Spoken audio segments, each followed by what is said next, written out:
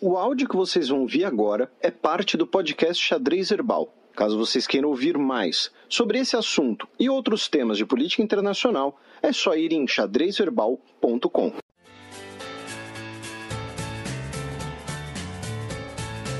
Gambito da Dama. Oi pessoal, voltei depois de uma rápida folguinha, tirei umas fériasinhas curtinhas e hoje eu queria trazer um assunto que tem sido muito debatido ao longo dos últimos anos, de modo mais intenso, mas curiosamente ainda gera certa polêmica e é um assunto que ele tem um pouco a cara do que eu gosto de falar, do que eu gosto de estudar, em geral, políticas públicas relacionadas à educação e saúde, que por muito tempo, ou enfim, até pouco tempo, em geral era coisa de quem gostava de estudar assuntos diferentes e, bacana isso que você faz, mas vamos voltar aqui para a vida real. Mas hoje, talvez a gente esteja no meio de um processo de entender que a vida real é justamente todos esses assuntos que são motivadores das políticas públicas e que, na verdade, conduzem o nosso processo de tomada de decisão. Então, por exemplo, quando eu estou no Brasil e eu reclamo da falta de infraestrutura, da falta de escolaridade, da mão de obra pouco produtiva, da segurança pública, da criminalidade, tudo isso é, na verdade, um resultado de um processo ao longo de muitas décadas, de um processo de decisões ou mal tomadas ou não tomadas e que acabam configurando o nosso processo de escolhas. Tudo que eu faço hoje é limitado a essa sociedade que eu vivo. Então, as minhas decisões sobre andar ou não na rua à noite, sobre a forma como eu trabalho, a forma como as pessoas ao meu redor trabalham, observar se o grau de profissionalização das ações no Brasil é alto ou é baixo. Tudo isso, na verdade, é o reflexo de um processo construído ao longo dos anos. A gente tende a achar que a gente é completamente livre para as nossas decisões, mas a gente está muito influenciado, a gente é um produto dessas escolhas não necessariamente feitas por nós mesmos.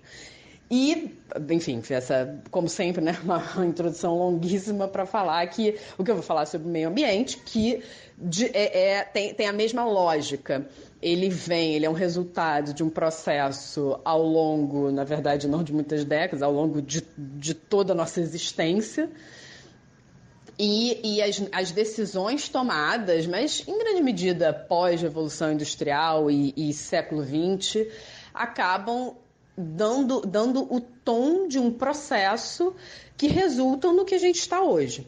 E quando a gente observa hoje, e aí essa discussão toma esse contorno de algumas pessoas olharem para o resultado e acharem que é só aquele ponto que vale, e outras pessoas falam, olha, não, tem processo, tem um longo prazo aí que está determinando esse resultado. Então, essa rivalidade acaba, inclusive, dando a cara sobre as políticas públicas dos governos vigentes. Então, vocês devem ter visto que ao longo desses últimos dias, teve de novo aquela confusão entre a diferença entre clima e tempo, e o presidente dos Estados Unidos, Donald Trump, falando, olha, mas eu não estou entendendo essa coisa de aquecimento global, e aqui, nos Estados Unidos, uma frente fria enorme, uma nevasca, acho que em Chicago ontem chegou a sensação térmica de menos 40 graus Celsius, então, aí prova que realmente, enfim, isso não é bem do jeito que vocês estão falando. E aí, de novo, e aí eu recorro a esse exemplo que eu estava falando sobre, por exemplo, políticas públicas aqui no Brasil, educação, saúde, investimento em primeira infância. Olhar o clima, olhar as mudanças climáticas, é olhar o comportamento das médias das temperaturas ao longo do que é possível medir.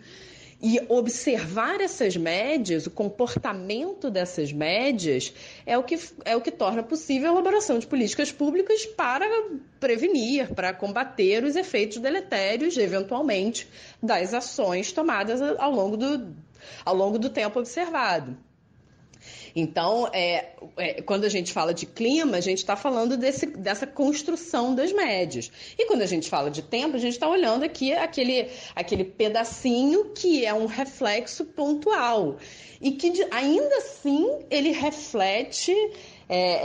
reflete muito significativamente o que foi construído ao longo do processo. Então, uma coisa é eu olhar para a segurança pública e para a criminalidade ao longo do tempo e entender qual é a população que mais comete crime e que mais é vítima do crime, como que configura-se essa sociedade, a relação entre desigualdade social e educação. Isso eu estou olhando processos determinantes. Isso não quer dizer que eu vá olhar para um caso absurdo, como, por exemplo, do casal Nardoni, e achar que esse é um problema de segurança pública. Então, aquilo é um ponto específico do tempo.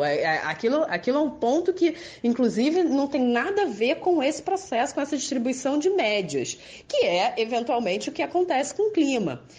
Em que pese muitos dos resultados de hoje serem também em função desse processo na relação do clima. Então, quando tem derretimento de geleiras no Ártico, eu posso ter a influência significativa, eu posso observar a presença de uma frente fria onde usualmente não tinha. Então, esses são os resultados de curto prazo, reflexos do andamento do longo prazo. E aí, o que é mais dramático nisso tudo é que quando você, de novo, da mesma forma que eu recorri aqui aos exemplos domésticos, né?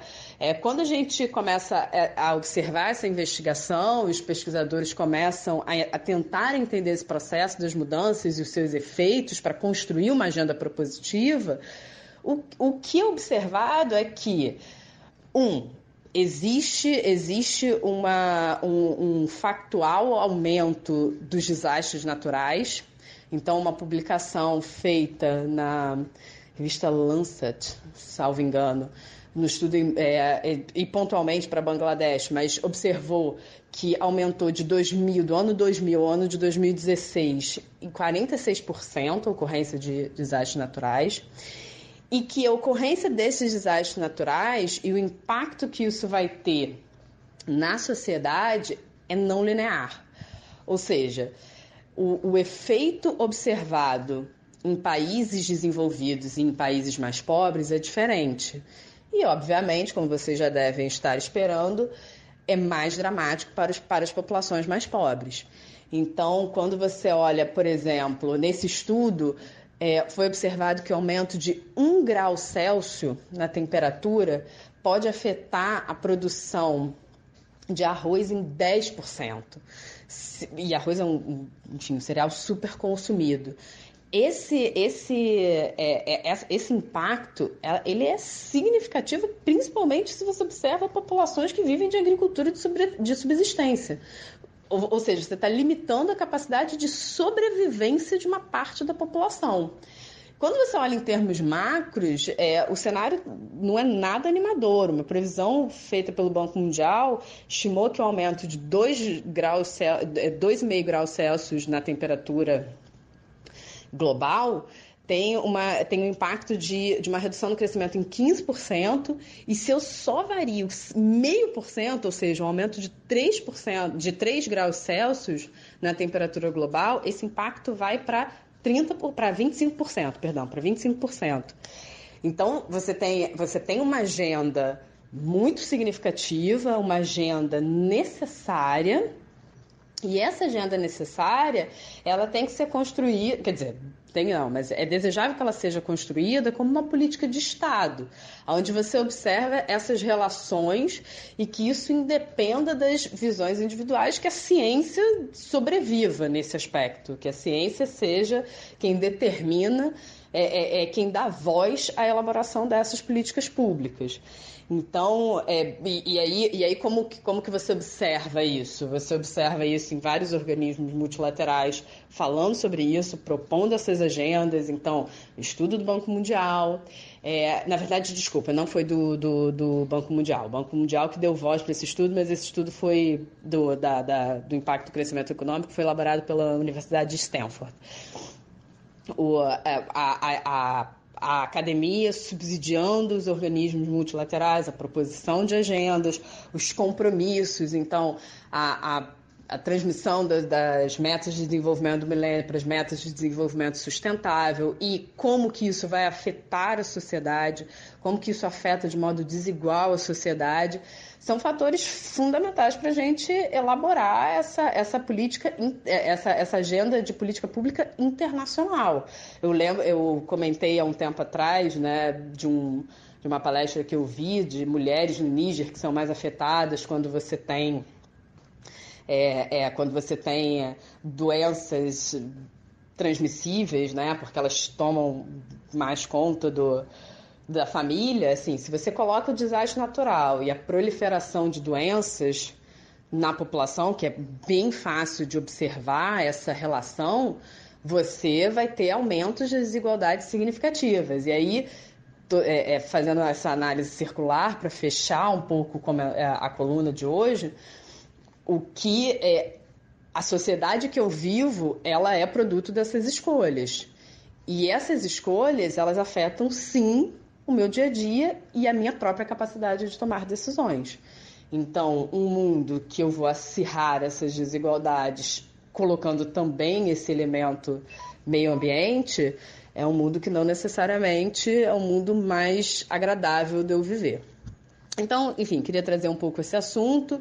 Esse foi um assunto debatido na conferência, objeto da última coluna. Até se falou muito sobre subsídios dados a empresas que causam danos ambientais. O cálculo era de 600 bilhões de dólares, já foram reduzidos para 300 bilhões, mas ainda querem cortar esses 300 bilhões. Então, é uma agenda que, a despeito dessa dicotomia que a gente vive entre achar que isso é importante, achar que isso é necessário ou não, achar que isso não necessariamente faz parte ou é verdade, ainda assim você tem uma série de pessoas preocupadas em tentar mitigar esses efeitos.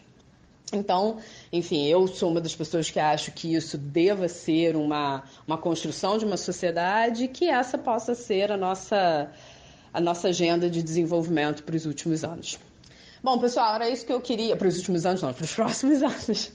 Era isso que eu queria falar para vocês hoje. Espero que vocês tenham um ótimo final de semana, um ótimo fevereiro, né? Muita gente falando que janeiro foi interminável, então uma boa virada de janeiro para fevereiro. E até semana que vem. Beijos!